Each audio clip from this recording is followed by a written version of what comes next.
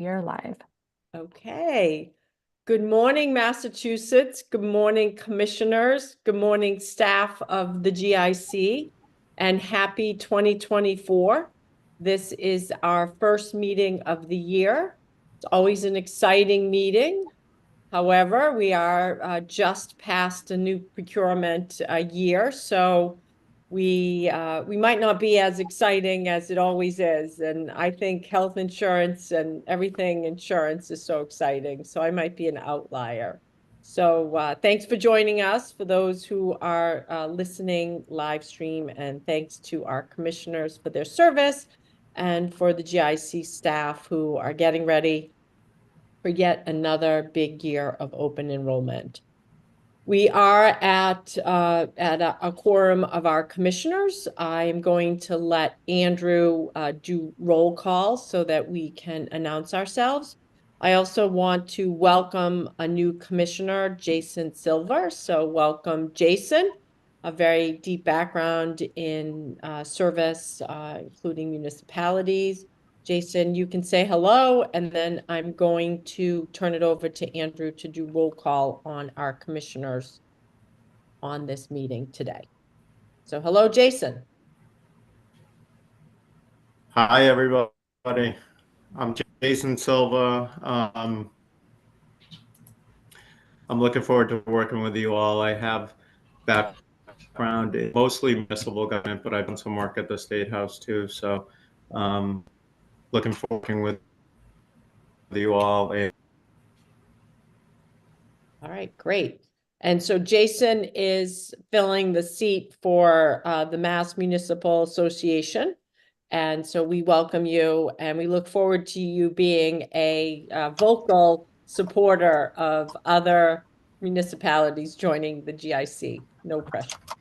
All right, Andrew, I'm Valerie Sullivan, Chair. Andrew, do you want to just announce which commissioners are on, please?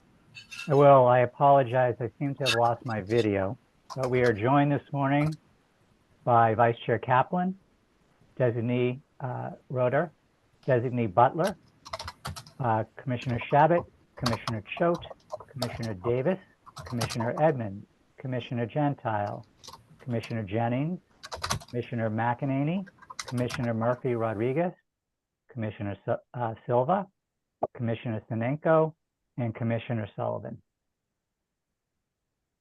Thanks, Andrew. So at this point, for today's agenda review, I'm going to turn it over to Matt, and we'll walk through the agenda for today. Great. Thank you, Madam Chair. Welcome, members of the commission, members of the public who are following along for the meeting. And again, welcome, Jason, to the board. Happy to have you. We have, to start off this year, this calendar year, a light agenda for today and a short meeting for today. We will have a brief presentation that I will do on our decisions regarding plan design for the coming fiscal year, fiscal 25, and a report from Cameron McBean, a summary of what we've learned and heard from our various vendors during our annual stewardship meetings. We will not have a CFO report today. Jim Rust is unable to join us, but we do have in the executive director's report some high-level information for the commission, and the full CFO report as an appendix to the deck. So that is our plan for today, and of course, with a light agenda, we're shooting to end by 9:30. All right. Well, thanks, Matt. Appreciate that. So at this point, we still have minutes from our December 21st meeting to review. So I will entertain a motion unless there's some dialogue and discussion on the minutes. So moved. Second. I think that was Bobby and Liz. No. Yes, second. Yeah, second it. Okay, great. So motion is approved here. So at least motion is put forth on the table. So let's go through and vote. So Andrew, you'll take roll call. I'm a yay. Thank you, Madam Chair.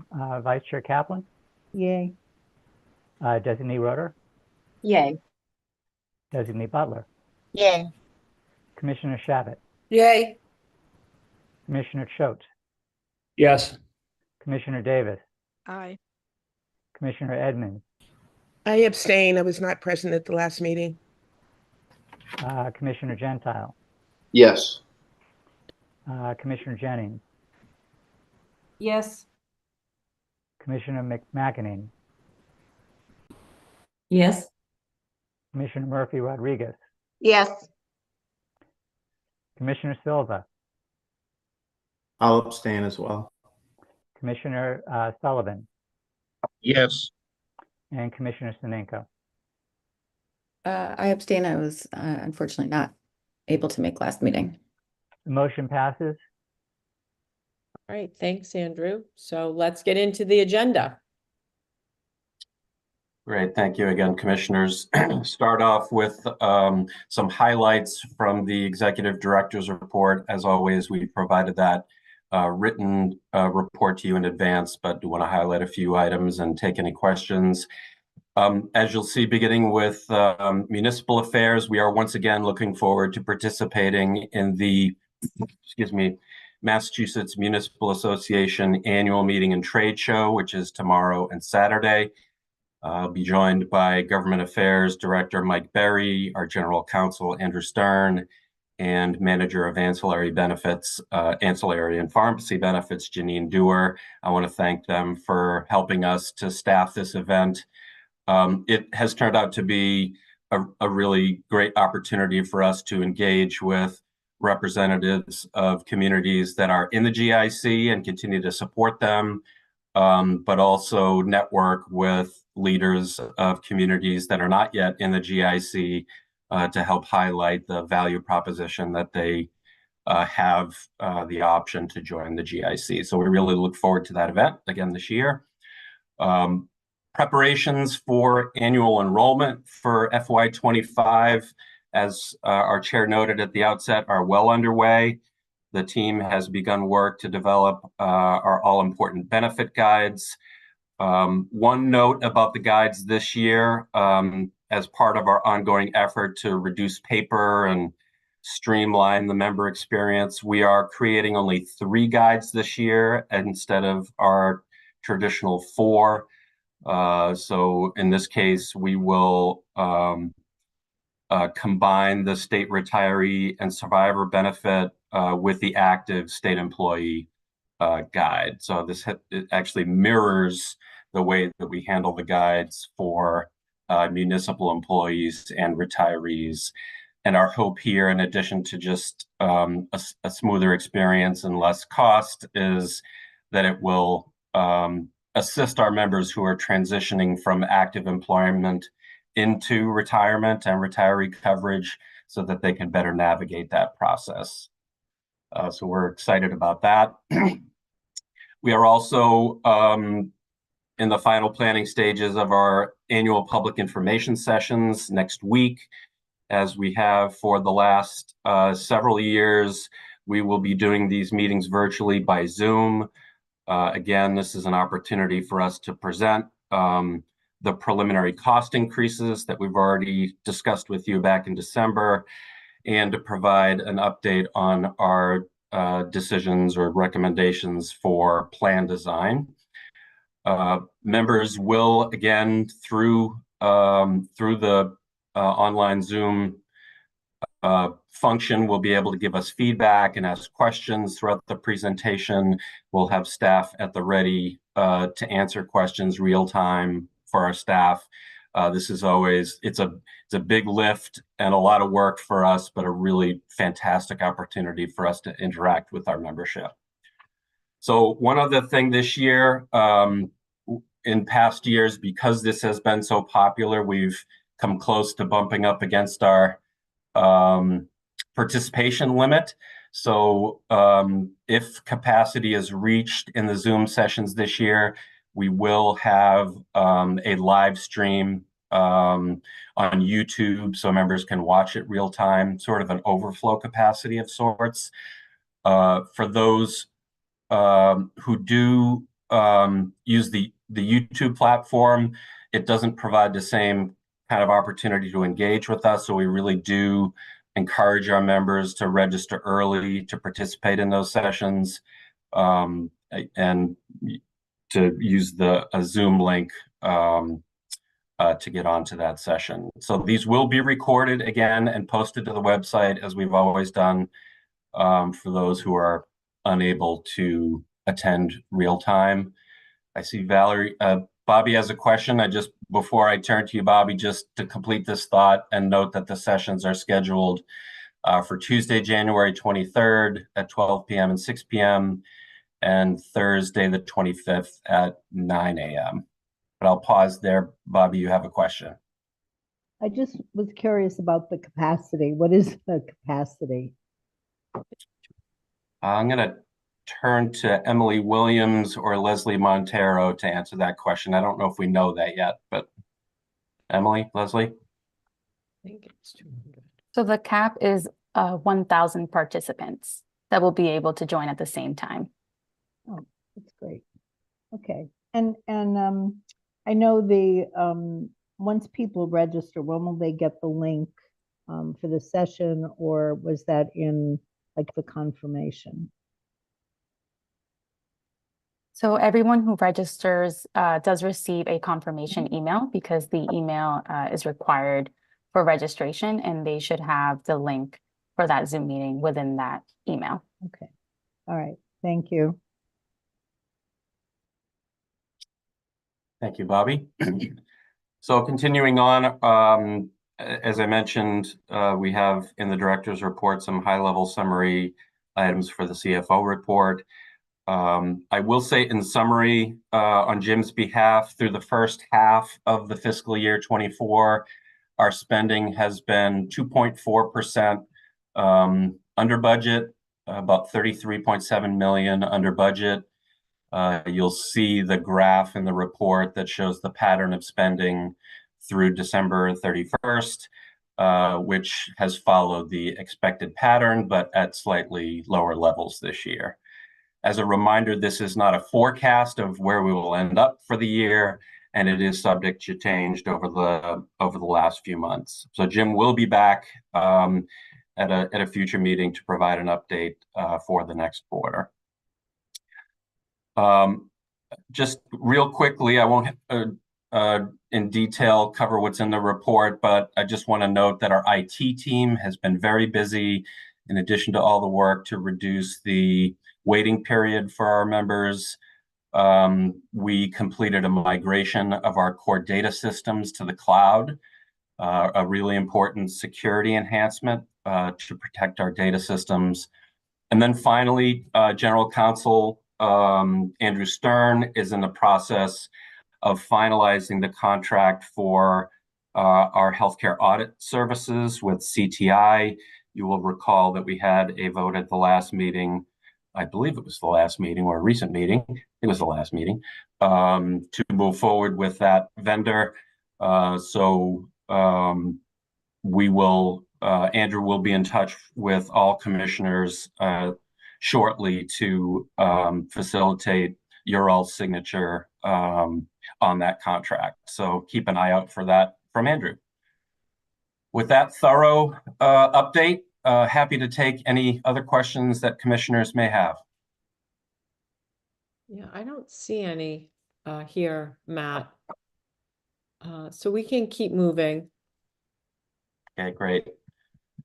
So on to our calendar. I want to draw your attention to a change from when we presented the calendar at our last meeting. Again, shortly I'll provide our plan design recommendations for FY25. As you know, we typically present them now, do our information sessions, and then come back to the commission to report on the information sessions and get a vote on plan design. This year, as I'll touch on in a moment, we are not proposing plan design changes. So for the calendar, we will not need that extra February meeting for a vote on plan design. So So we will not have a February 15th meeting, and we will reconvene on February 29th for the final vote on rates. Instead of the meeting on the 29th, during that meeting, we will present a report, as I said, on the public information sessions and have that vote for our rates. We will, as is normal for us this time of year, since we will be very busy preparing for annual enrollment, we will not have a meeting in March to allow staff to focus on that. April is sort of pending at this point. We will hold a meeting if we have sufficient agendas, but again, the April meeting is one that we will sometimes skip for that reason. So I see Commissioner Kaplan has a question. Happy to take any others. Yeah, so the plan design, I just want to clarify. So are you saying there's no change to deductibles, no change to copays, no change to the tiering, nothing? That's correct. And that's the next agenda item where we can talk a little bit more about that. Okay, I just wanted to clarify that. So, yep. Okay. All right, thanks. Yeah, talking about the calendar here is a little awkward because we haven't had that discussion yet, but just wanted to note that here.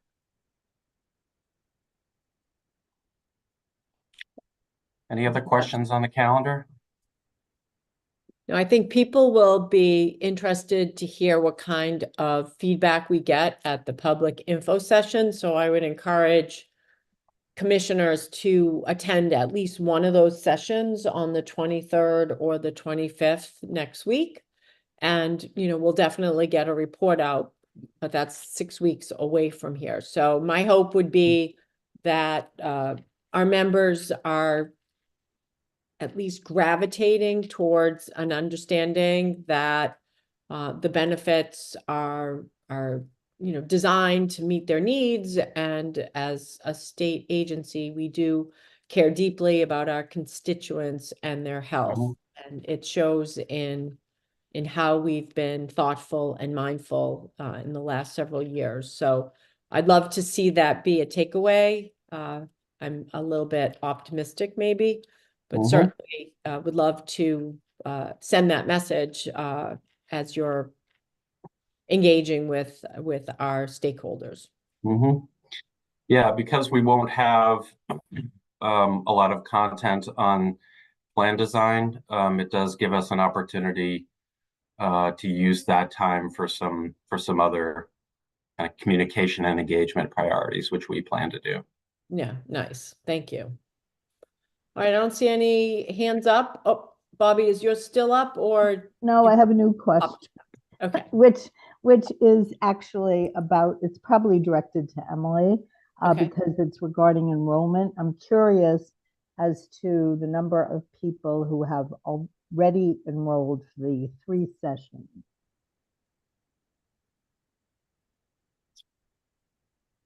Thanks.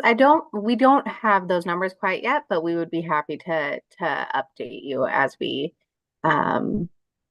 check those numbers, and then we can circle back with you. Okay, that would be great because it's next week, and we can certainly communicate that to our members, but I'm just curious because it's I hope people are paying attention is what I hope. Yeah. So I was just curious about that. So I would appreciate that. Yeah. Okay. And maybe all of our labor commissioners would also, so that we can make certain that we get the message out to our members. And also to Jane, because, the retirees need to know as well. So I'm not saying that they haven't, received the message. I'm just concerned about the level of interest, particularly following the holidays and with the bad weather. People's focus is elsewhere. Yeah, our quick working communications director, Leslie, has informed me that she was able to pull the numbers and she can share them now. Wow, great. Nice. So for the first session, we have 1,351 participants registered. So we are past capacity, but as shown in previous webinars, about half attend. So I think we'll still have space for people to continue registering. For the second webinar, we have 453 participants registered so far. And for the third webinar, we have 772 participants. So getting close to that capacity there, but Thank you very much, Leslie. That's really good. Yeah. Thank And you. again, I these can see the 6 o'clock time, right? That's the one with the lower. I think that's tough for people, you know, because it's like the end of the workday and probably childcare pickup or, you know, traffic. But anyway, thank you very much for getting those numbers. Yeah, and thanks for the flexibility in scheduling, you know, times to try to meet everybody's schedule. We'll never be able to meet everybody's needs.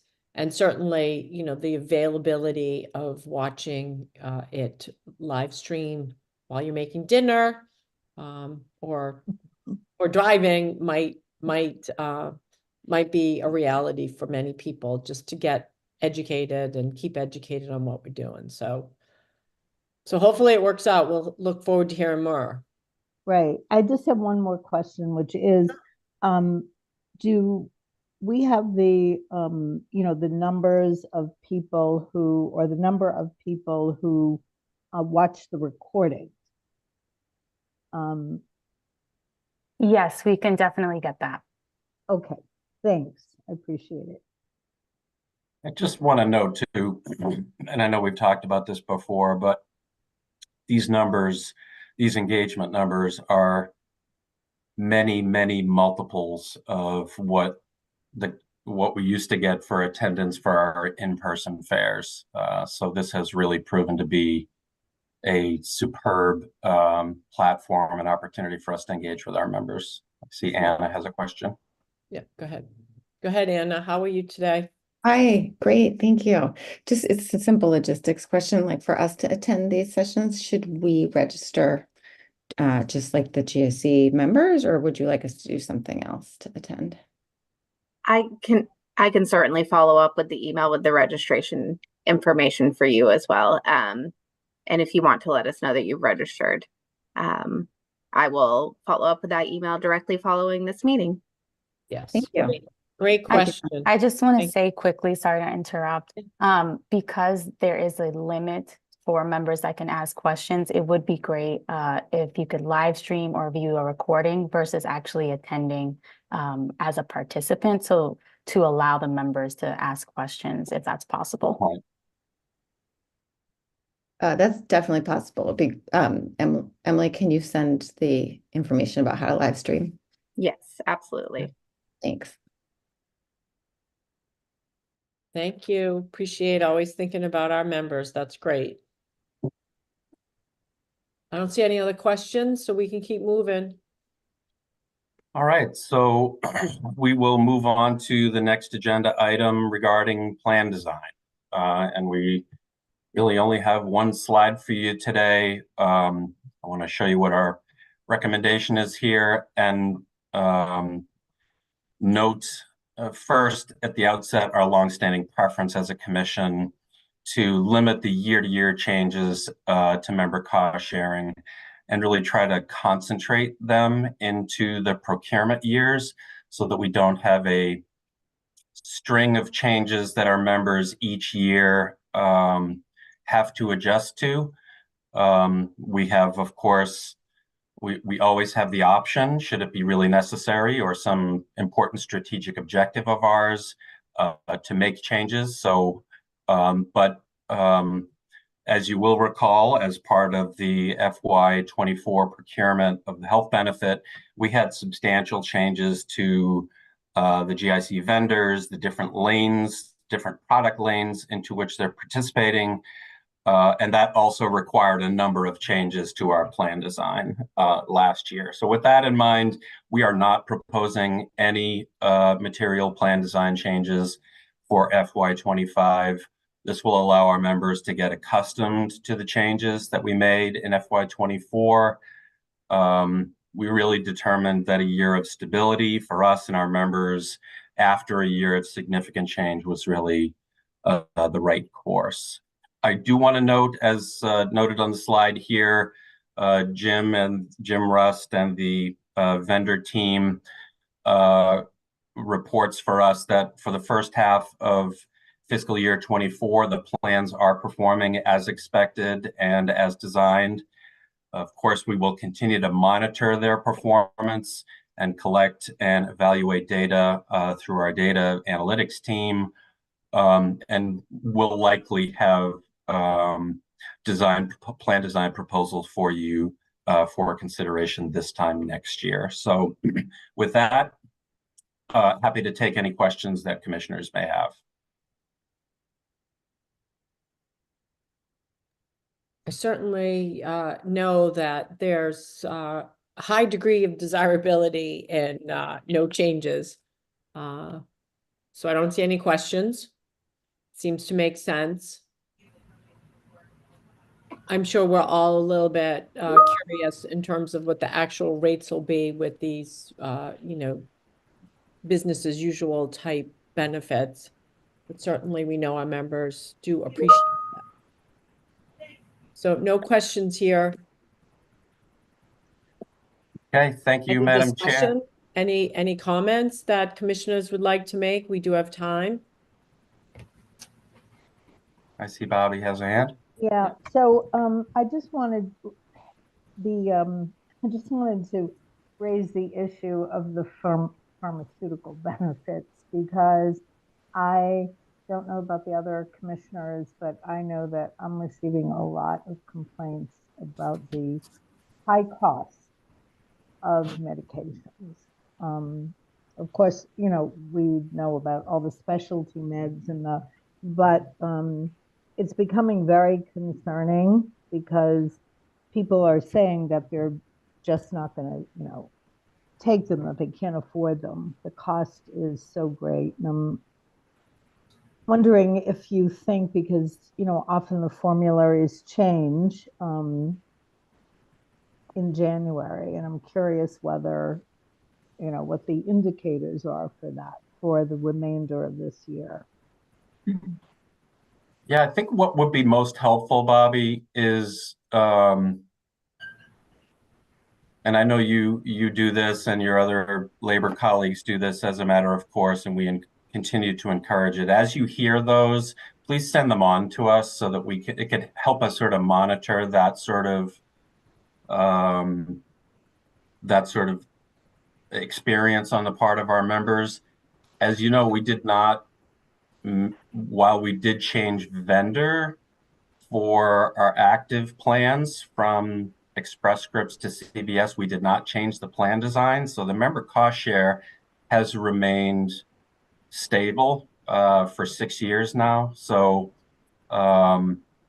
if members are experiencing this though in some different way, it would be really helpful to have some texture to that with individual cases. Right. I have sent quite a few to Cameron, who's been extremely helpful. With some members who have been on medications for a while and who were being denied by CVS Caremark, and Cameron, did resolve those particular situations for people. But it was very concerning because there were quite a few, and I don't know if it was because of the transition from Express Scripts, that I haven't heard of any, certainly since the beginning of December anyway. So that's a good sign. But thank you, Cameron. I get to thank you in person.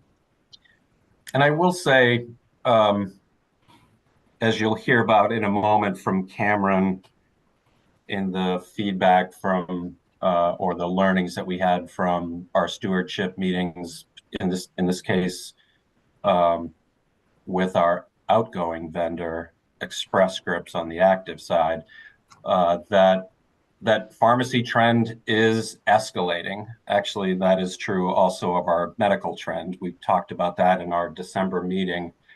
But it's a fluid, dynamic time in pharmacy benefits. Again, Cameron will touch on some of those. So I do think it warrants some time on our commission calendar to explore some of these challenges.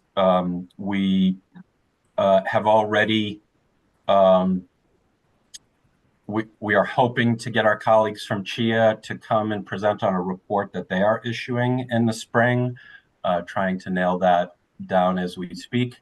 But I do anticipate that over the coming months, this is something we're going to want to dig into a little bit with you as a commission. I see Eileen has a hand. I do. Thanks, Matt. I guess I just want to first say I appreciate the need for stability, certainly for people, but I hope as a commission we use the time to delve in, as you suggested, on the pharmacy and on the medical trend, because I think about the report that the HPC did to us not long ago, right? And I think it's really important that we use this time to really think about ways to change and get more value out of our spend. And so just encouraging as a commission for us to look at that in the interim. Mm-hmm. Thank you for that. And I will note too, on the pharmacy side, believe we talked about this in our last meeting, that there is substantial interest at the State House in some reform of the way pharmacy benefit managers operate. And as you well know, Eileen, some of the measures that are under consideration are of concern to us. This is already a trend that is hard to manage, and the trend is increasing. And we want to be able to retain as best we can the tools that we do have that drive value and affordability for us. So we'll be continuing to engage with the legislature on that topic. Yeah. All right, great. Let's keep moving, Matt. I think we've got. I see Bobby may have one more question. I just have one more question, which is sort of unrelated. But I'm very curious as to how many active members have become retirees now, what that number is, and if it's significantly different from, let's say, last year. I'm very curious about that number of the actives and the retirees. Yeah, it's a good question, and why don't we take that back for some data collection so that we can present that in a way that is helpful to you all. If I'm not mistaken, let me not say what I'm not 100% sure about, but it is a trend that we watch, and there are some stable long-term trends that we can bring back to you for or share some data with you in advance of a future meeting. Okay, thank you. I appreciate it. Thanks. Yep. All right. With that, thank you. And at this point, Madam Chair, you can do it, or I can do it. Hand it over to Cameron. It sounds like you've done it, and that sounds great. All right. So I just want to, before he starts, just thank Cameron and Janine and Margaret Ann Schutz and Lauren Makshima, the rest of the team for pulling together these stewardship meetings. They're extremely helpful for us. It's an opportunity. So we do this twice a year at the midpoint and at year end to have an in-depth, data-driven conversation with our carriers about developing trends, things that are on the horizon, things that we need to be concerned about, where they're having successes, where they're having a harder time. So for us, they're really rich conversations, and we're happy to bring some of those takeaways to you with this report. Cameron? All right. Thank you, Matt. Good morning, commissioners. If we could go on to the next slide, please. Matt offered a little bit of introduction in terms of the whys and wherefores of how these meetings come about.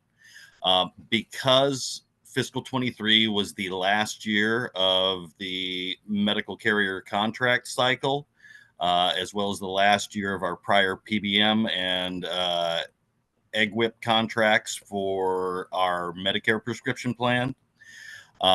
We asked the carriers to make this a much more retrospective in terms of performance over the full year of the contract cycle. But with regards to the report we wanted to share with you, we wanted to focus specifically on the year-over-year trend. So comparing fiscal year 23 to the prior year's performance, fiscal year 22. All of these metrics are reported on primarily on a per member per month basis, which is the best measure that accounts for membership fluctuation throughout the year. So you can see the ranking of our medical carriers showing that Health New England had the lowest trend at only 0.2%, essentially flat. Ranging all the way up to Mass General Brigham and Unicare on the high end. It's worth noting that Tufts Health Plan is no longer one of our commercial offerings for active members. Since the 0.32 merger between Tufts and Harvard Pilgrim, Harvard Pilgrim is the only carrier or only entity within that organization that is in the commercial space, which would apply to our active membership. Medicare, we did not spend a lot of time on those plans since so much of those underlying costs are assumed by the federal government. Some overarching trends that we've noticed that continue over the last several years is more procedures are moving to an outpatient basis that would have historically been performed on an inpatient. However, while outpatient has historically been much cheaper than inpatient for some fairly obvious reasons, we are concerned with the costs that hospital and large provider groups in particular are charging for these outpatient procedures, which may not necessarily be justified based on the severity and diagnosis. Another challenge that we've seen and that was touched upon in the stewardship meetings, and we've also heard anecdotally in our continuing conversations with our carriers, is the impact of the continued provider consolidation in the Massachusetts marketplace. It's made contracting negotiations between our carriers and some of these ever larger groups more and more challenging. In terms of the price increases that the providers ask for versus what the carriers on our behalf believe is reasonable to pay. Next slide, please. Okay. I think we got these out of order. This was supposed to be the table setting slide, and it just goes into the timing. We do these in the fall because you've got to allow a couple of months from the end of the prior year for claims to run out, and then time for the carriers to do their analysis and put their materials and presentations together. Next slide, please.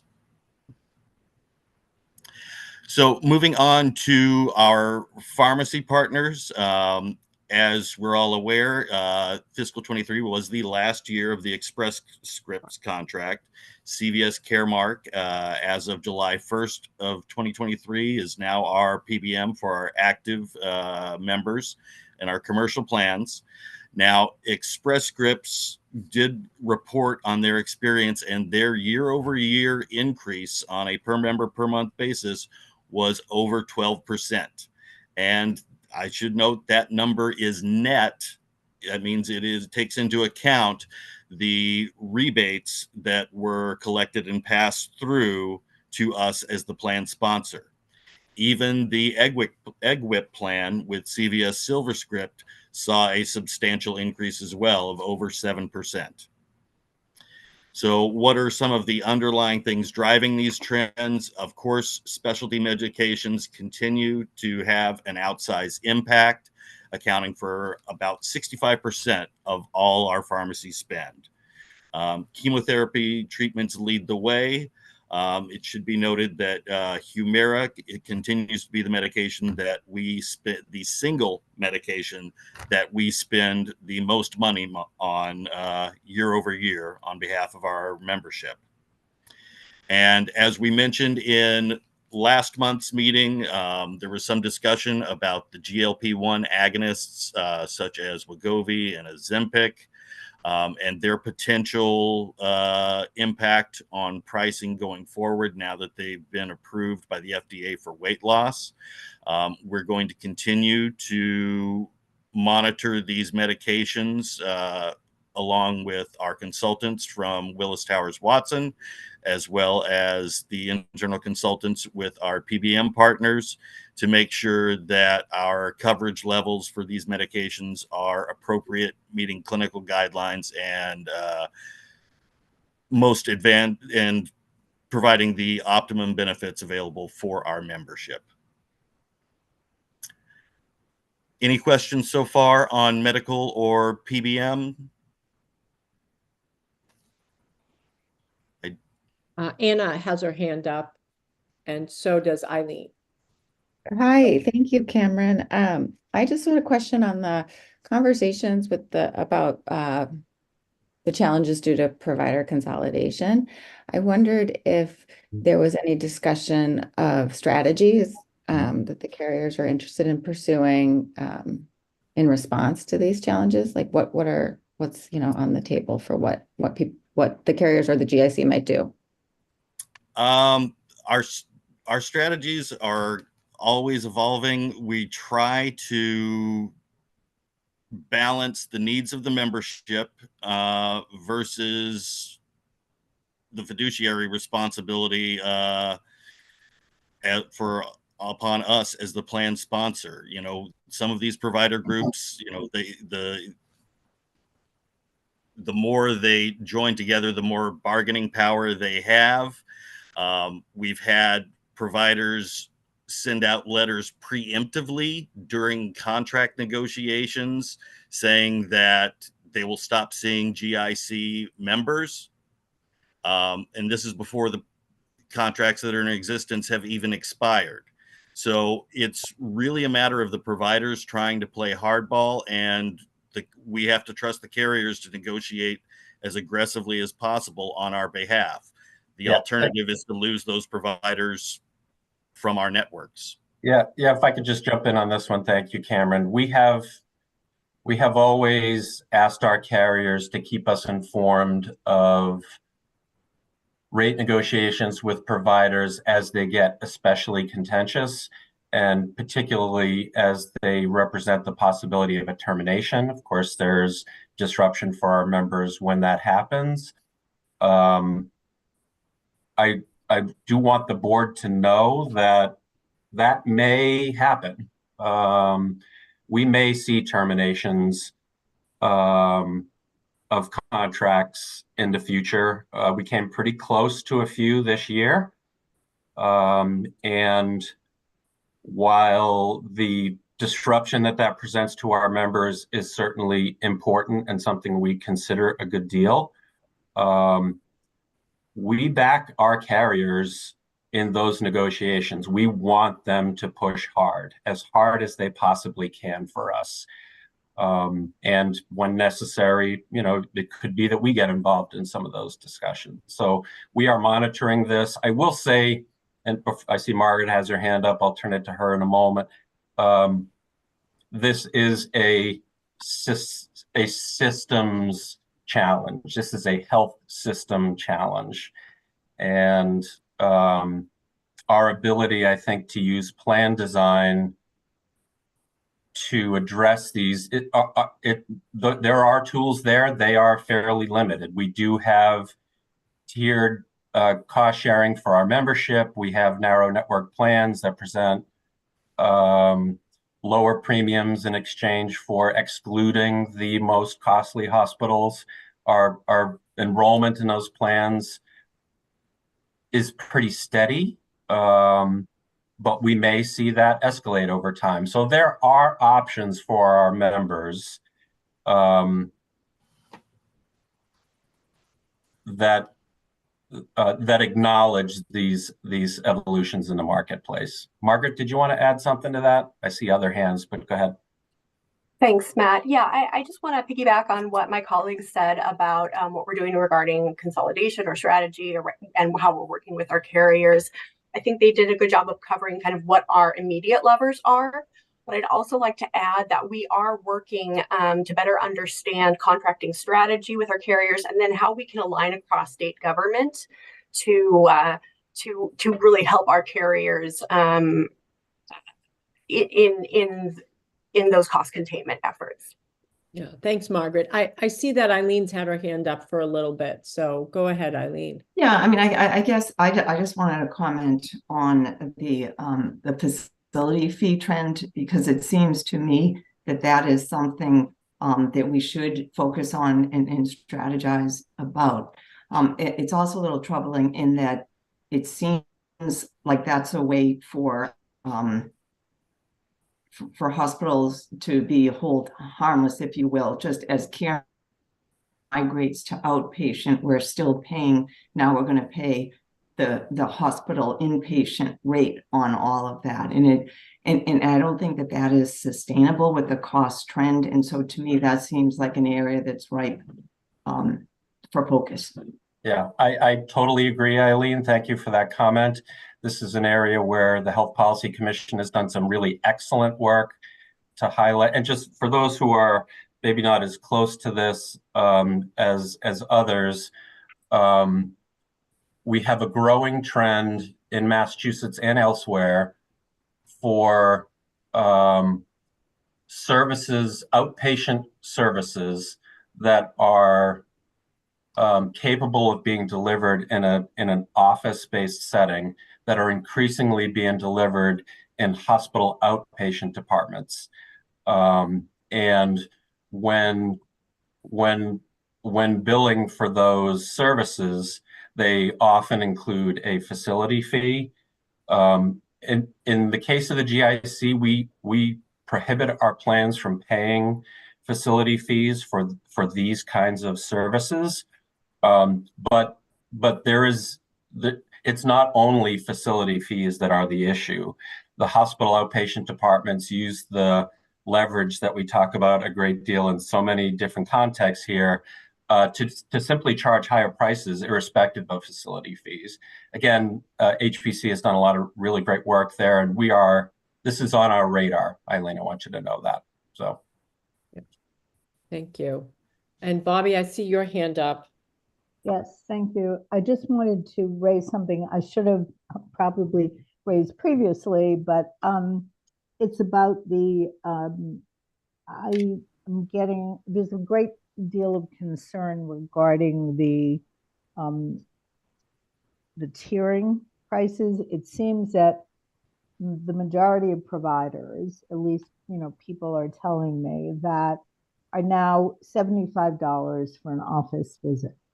Right, that their doctors, aside from a primary care physician, they're now paying $75 for office visits. And I'd like to know sort of how many of the providers actually have moved, to that tier 3 that were formerly tier 1 or 2, because even personally, I see that there is not one, doctor that I see that is, that charges less than $75 for an office visit.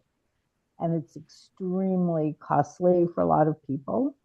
And we can work with the carriers to get a report for you, Commissioner Kaplan, are you interested in migration between tiers, or simply the number of providers that are available within each tier in a handful of representative specialties? No, I'm interested in the migration. I'd like to see what that trend is and has been maybe over the last couple of years, but I'm hearing a lot about that. And of course, what's happening is people don't go, right? They don't go, and it's going to cost in the end much more. People are going to have more serious medical problems if they don't go for office visits, right, or follow-up visits. So I'm very curious about that, as well as, I guess, the number of providers who are now charging 75, but more particularly the migration of that. Yeah, Okay. we can take that back, Bobby, and pull together some data for you. I will say, as we see the cost pressures and in particular, the insistence on much higher, in some cases, very unreasonable increases in rates, those produce these kinds of changes, right? And it's designed to do that so that members can be more cost-conscious shoppers when it comes to being seeking care. So we understand that often means change on the part of their primary care doc, but it's an important tool that we do have, one of the few tools that we do have to help get at that underlying issue. Yeah. All right. Well, thanks. I don't see any more questions, so we can keep moving. Okay, we can move on to the next slide, please. And then we'd also like to touch base. We do speak with not just the medical and pharmacy carriers, but we do bring in our other carrier partners. We heard from Optum, who renewed their contract for our employee assistance plan. They gave us some information that indicated increases in utilization by individuals, as well as more classes put on by Optum representatives at the request of various state agencies.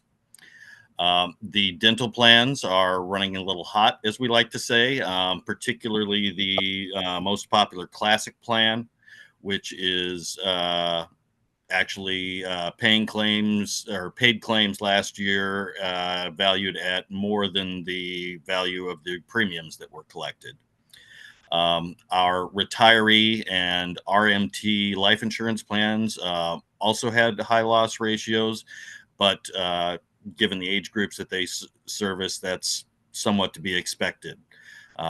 LTD claims tend to be fairly volatile. They were down somewhat in total volume for the last year, but not a lot to be read into that. And those plans seem to be running fairly much as expected.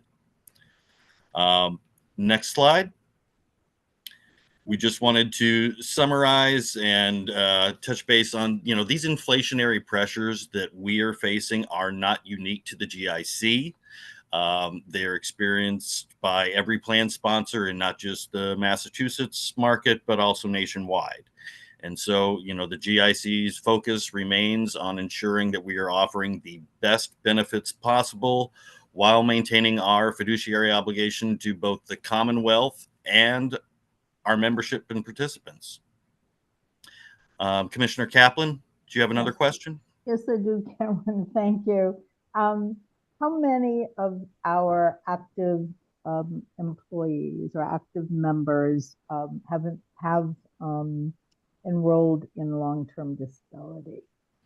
I don't have that number off the top of my head. I'm happy to look that up. I wouldn't think so, but yeah, if you could, and the percentage as well, the real number and the percentage. I'm very curious about that.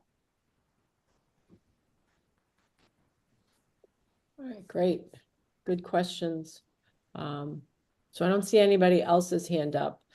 The only question I have, and maybe this goes to either the Health Policy Commission, to Anna, to WTW.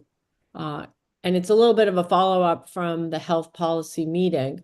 If the provider consolidation is continuing, costs continue to go up, people are getting older, and there are the provider consolidations that are doing some of the work that the health plans do, is there any view or vision that the role of the health plan will decline, therefore their administrative fees will go down, and that shifts over to the providers? I'm just wondering, how does this play out in the next 5 to 10 years in terms of sustainability on, cost and the amount of the cost of healthcare that's going to administrative things that aren't benefiting patient care? Yeah, there's while I don't recall whether David Seltz and Dr. David Auerbach in their presentation touched on all of the topics that you raise. The annual report that they issue does touch on each of those. Maybe what we can do is to circulate that report and maybe point commissioners to certain sections of that report for some additional data. That may be something perhaps even when we have them come back later this year that they can help us delve into. That may actually, that has some appeal so that we can actually have some discussion with them. So maybe as we plan for them coming back, we can tee up that kind of a conversation, if that sounds good. Yeah, and I think having that data is great. I just wonder if we are asking our health plan partners, because we definitely have strong partnerships and we want to retain those strong partnerships, but we also, have fiduciary responsibilities to the spend and to our members. And if we're spending more administratively, but we're not getting better care for our patients, is it our responsibility, talking to our carriers, to broach that subject? So Toby, I know you always have good questions and thoughts on this. And then Anna, I'd love to hear from you if you have anything, and any other commissioner, for sure. So go ahead, Toby. Okay, yeah, I was going to bring up the carrier. Is the two carriers got together, Harvard and Tufts. Why do they come together? I would assume one reason was to get more leverage in the marketplace. I find it ironic that, what are they, double in size or something? The organization, they should have the weight to counter that provider consolidation. I mean, that's, I assume, one of the reasons why it went through.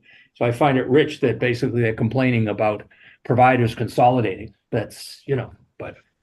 Well, when Mass General Brigham is the largest private employer in the Commonwealth, that gives them a significant amount of leverage in negotiations, considering just how broad their reach is, within the marketplace. And then you've got these other large systems, if you lose, their position is, okay, we want a 15% across the board increase for all of our fees for all of our facilities and providers, even, a small satellite office. These negotiations are very complex. Like Margaret mentioned, we are now, as part of some legislative mandates, as well as our new contracts, we're going to get the opportunity to actually look at the details of the contracts between the carriers and these providers.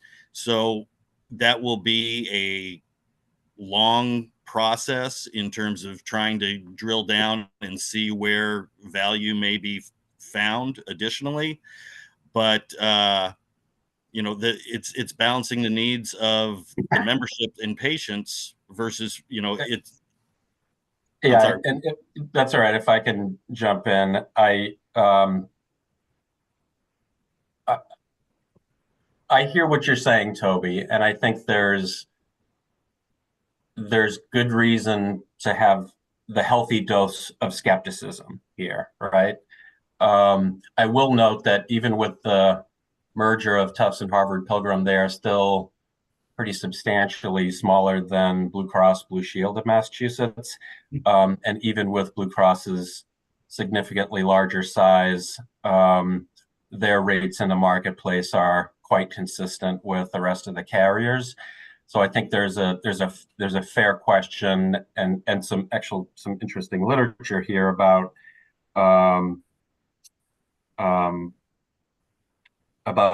even that size has some real limitations.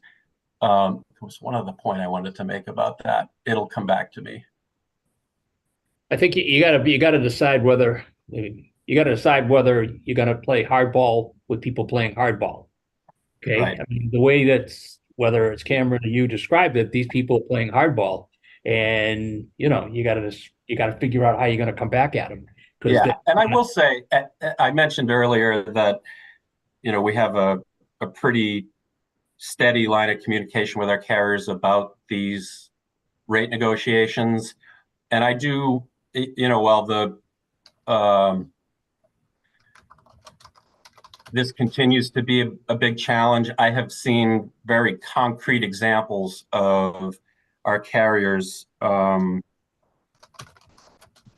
starting negotiations with a provider with a projected increase well into the double digits, and the carriers having success over protracted negotiations to get them down into the lower single digits.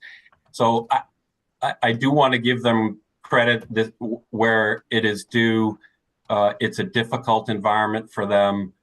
There are market-based challenges that limit their abilities, but we can't stop pressing them and having their back, frankly, in those rate negotiations, which we do.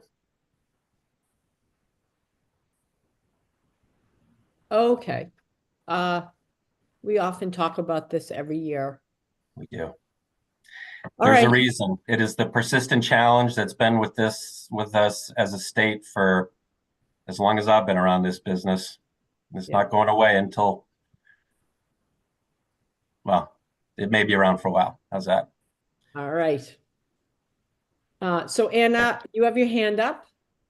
I was just gonna say, I know this looks like we'll have future conversation. These are the issues, in the healthcare insurance market and provider market today. And so I think it's great that we're discussing them, and I'm happy to be involved in efforts to bring this back to the commission at a future meeting to discuss the options. I think there's probably it's need for like longer time and in terms of thinking about like the vision or what do we think is gonna happen? What are the options?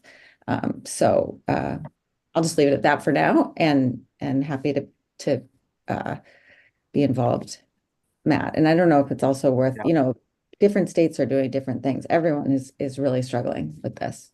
Yeah.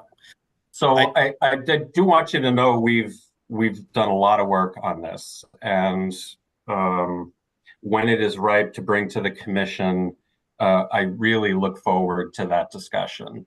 And I think the time is probably coming sooner rather than later. And it's driven by the trend that we're all seeing, and we're not alone here. There's, at the risk of sort of continuing this too long, this is a systems problem which requires a systems and likely policy solutions. And as you noted, Anna, we've got some excellent examples of other states doing some really innovative things to tackle this that we have been evaluating. I think it's also worthwhile to point out that we do somewhat try and address these challenges with the inclusion of narrow networks as plan design options for our membership. And yet, and those plans are cheaper relative to the broad network plans, yet people continue to vote with their feet and opt for the broad network over those narrow network that exclude those high cost providers consistently. Yep. Yep. So we have more work to do to make sure people understand those value propositions. Sorry. All right, we've registered as a commission that we are not as satisfied with the trends and the resulting increases in cost for us and our members. So we can move on. Yep. Cameron, anything else to wrap up your stewardship discussion? Nope. Thank you very much. Thank you. We can move on, Matt.